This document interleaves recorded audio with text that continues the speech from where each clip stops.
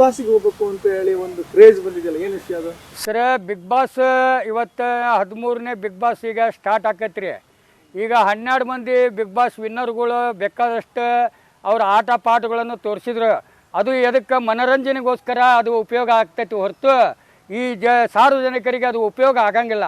ಯಾಕೆ ಆಗಂಗಿಲ್ಲ ಅಂದರೆ ಇವತ್ತು ಸಾರ್ವಜನಿಕರಿಗೆ ಉಪಯೋಗ ಆಗೋಂಥ ವ್ಯವಸ್ಥೆ ಏನು ಮಾಡಿದ್ರೆ ಆಕೈತಿ ಅಂದರೆ ಬಿಗ್ ಬಾಸ್ಗೆ ಇಂಥ ಸಿಗ್ಲಿ ಬಸ್ಸನ್ ಅಂತವ್ರಿಗೆ ಅವಕಾಶ ಕೊಟ್ಟರೆ ಎಲ್ಲ ವಿದ್ಯಾವಂತರಾಗಿರಲಿ, ಕಾನೂನು ಗೊತ್ತಿಲ್ಲದವರಾಗಿರಲಿ ಆ ಬಿಗ್ ಬಾಸ್ನಲ್ಲಿ ಹೋಗಿ ಪ್ರತಿಯೊಂದು 511 ಕ್ರಿಮಿನಲ್, 158 ಸಿವಿಲ್, ಹಿಂದೆ ನಡೆದಂಥ ಘಟನೆಗಳ ಬಗ್ಗೆ ಕಾನೂನು ವಕೀಲರು ಹೆಂಗೆ ವಾದ ಮಾಡಬೇಕು, ಆ ಜಡ್ಜ್ಗಳು ಹೆಂಗೆ ತೀರ್ಪು ನೀಡಬೇಕು, ಪೊಲೀಸ್ನವ್ರು ಹೆಂಗೆ ಕತೆ ಬರೀಬೇಕು, ಈ ಲೆಕ್ಕದಲ್ಲಿ ಆ ಒಂದೊಂದು ಪ್ರತಿಯೊಂದು ಮಾಧ್ಯಮಗಳ ಕೆಲಸ ಏನು, ವಕೀಲರ ಕೆಲಸ ಏನು, ಪೊಲೀಸರ ಕೆಲಸ ಏನು, ನ್ಯಾಯಾಧೀಶರ ಕೆಲಸ ಏನು, ಇವನ್ನೆಲ್ಲ ಜೈಲು ಅಧೀಕ್ಷಕರ ಕೆಲಸ ಏನು, ಇವು ಎಲ್ಲ ಮಾಹಿತಿಗಳು ಸಾರ್ವಜನಿಕರಿಗೆ ಹಂಚ್ಕೋಬೇಕಾದ್ರೆ 100 ದಿನ ಅವಕಾಶ ಸಿಗ್ತೈತೆ ಆ ಬಿಗ್ ಬಾಸ್ನಲ್ಲಿ. ಆ ಒಂದು ಬಿಗ್ ಬಾಸ್ನಲ್ಲಿ ನನಗೆ ಅವಕಾಶ ಕೊಟ್ಟರೆ ನಿಜವಾಗಿ ನಾನು ವಿನ್ನರ್ ಆಗಿ ಬರ್ತೀನಿ, ಸಾರ್ವಜನಿಕರಿಗೆ ಜಾಗೃತಿ ಕೊಡ್ತೀನಿ ಆ ಬಿಗ್ ಬಾಸ್ನಲ್ಲಿ ಇದ್ದು. ಯಾಕಂದರೆ ಒಂದೇ ಸಲ ನನಗೆ ಅವಕಾಶ ಕೊಟ್ಟರೆ ಕಂಟಿನ್ಯೂ ಬಿಗ್ ಬಾಸ್ ಒಂದು ಕಾನೂನು ವ್ಯವಸ್ಥೆಯಲ್ಲಿ ಆ ಬಿಗ್ ಬಾಸ್ ಮುಂದುವರಿತೈತಿ, ಹೆಚ್ಚಿನ ಸ್ಥಾನದಲ್ಲಿ ಆ ಬಿಗ್ ಬಾಸ್ ಬೆಳಕಿಗೆ ಬರ್ತೈತಿ ಅನ್ನೋದು ನನ್ನ ಒಂದು ನಂಬಿಕೆ ರೀ.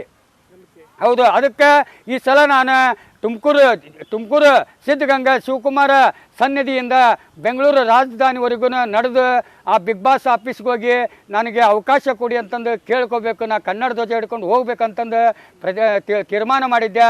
ಅದಕ್ಕೋಸ್ಕರ ತಾವಾಗಲೇ ನನಗೊಂದು ಅವಕಾಶ ಕೊಟ್ಟರೆ, ಯಾಕಂದ್ರೆ ನನ್ನಂತಲೇ ಏನಿಲ್ಲ, ಇವತ್ತು ದುಡಿಬೇಕು, ಇವತ್ತು ತಿನ್ಬೇಕು. ನನಗೆ 5 ಮಕ್ಕಳದವು, 2 ಮಕ್ಕಳು ಮದುವೆ ಮಾಡೀನಿ, ಈಗ ಒಂದು ಮಗಳು ಮದುವೆ ಐತಿ, 10 ರೂಪಾಯಿ ದುಡ್ಡಿಲ್ಲ. ಯಾಕಂದ್ರೆ ನಾ ಜೋಳಿಗೆ ಹಾಕಿ ಬೇಡಕ್ಕೂ ನನ್ನ ನಾಚಿಕೆ ಪಡಂಗಿಲ್ಲ. ಯಾಕಂದ್ರೆ ನನ್ನಂತಲ್ಲಿ ಕಾನೂನು ಐತಿ, ಆ ಕಾನೂನಿನಲ್ಲಿ ಇವತ್ತು ನಾ ಜೈಲಿನಾಗಿದ್ದರೆ ಲಕ್ಷ ಗಂಟಲೆ ದುಡ್ಡು ದುಡಿತಿದ್ದೆ, ಆರೋಪಿಗಳು ಚಾರ್ಜ್ ಶೀಟ್ ಓದ್ತಿದ್ದೆ, ಇದ್ದವ್ರು ಕೊಡ್ತಿದ್ರು, ಇಲ್ದವ್ರಿಗೆ ನಾನು 10 ರೂಪಾಯಿ ಖರ್ಚು ಮಾಡಿ ನ್ಯಾಯ ಕೊಡಿಸ್ತಿದ್ದೆ. ಆದರೆ ಇವತ್ತು ದೊಡ್ಡ ಜೈಲು ಇದು ಪ್ರಪಂಚ ಅನ್ನೋದು. ಈ ಪ್ರಪಂಚದ ಜೈಲಿನಲ್ಲಿ ಕಾನೂನಿನ ಜ್ಞಾನ ಇಲ್ಲ, ಮತ್ತು ಈ ಒಂದು ಜೈಲು ವ್ಯವಸ್ಥೆಗಳ ಬಗ್ಗೆ ಮಾಹಿತಿ ಇಲ್ಲ, ಈ ಒಂದು ಪೊಲೀಸ್ ವ್ಯವಸ್ಥೆಗಳ ಬಗ್ಗೆ ಮಾಹಿತಿ ಇಲ್ಲ. ಇವರೆಲ್ಲ ತಮ್ಮ ಒಂದು ಹೆಂಡ್ರ ಮಕ್ಕಳಿಗೆ ತಾಜ್ ಮಹಲ್ ಕಟ್ಕೊಡೋಕೆ ಇನ್ನೊಬ್ಬರು ಜೀವನ ಹಾಳು ಮಾಡೋದು ವ್ಯವಸ್ಥೆ ಸರಿ ಅಲ್ಲ ಅನ್ನೋದು ಈ ಬಿಗ್ ಬಾಸ್ನಲ್ಲಿ ನಾನು ಸಾರಿ ಜಾಗೃತಿ ಕೊಡೋಂಥ ಜಾಗೃತಿಗಾರನಾಗ್ತೇನೆ.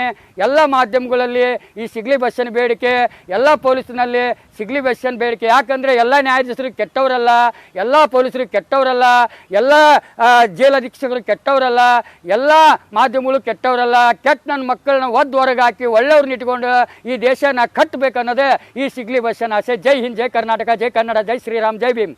ಎಲ್ಲಿಂದ ಎಲ್ಲಿಗೆ ಪಾದಯಾತ್ರೆ ಮಾಡ್ತೀರಿ ಸರ್? ಈಗ ಬಿಗ್ ಬಾಸ್ ಯಾವಾಗ ಈಗ ಸ್ಟಾರ್ಟ್ ಆಗತ್ತಲ್ರಿ, ಒಂದು 10-15 ದಿವಸ ಮುಂದಿದ್ದಾಗನ ನಾನು ಅದನ್ನು ಹಮ್ಮಿಕೋಬೇಕಂತ ಇದ್ದೇನೆ ರೀ.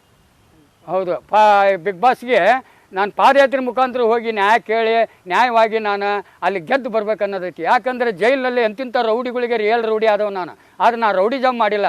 ಅವ್ರಿಗೆ 10 ಕೊಲೆ ಮಾಡಿದವ್ರಿಗೂ ಅವ್ರಿಗೆ ಕಾನೂನು ಗೊತ್ತಿರೋದಿಲ್ಲ.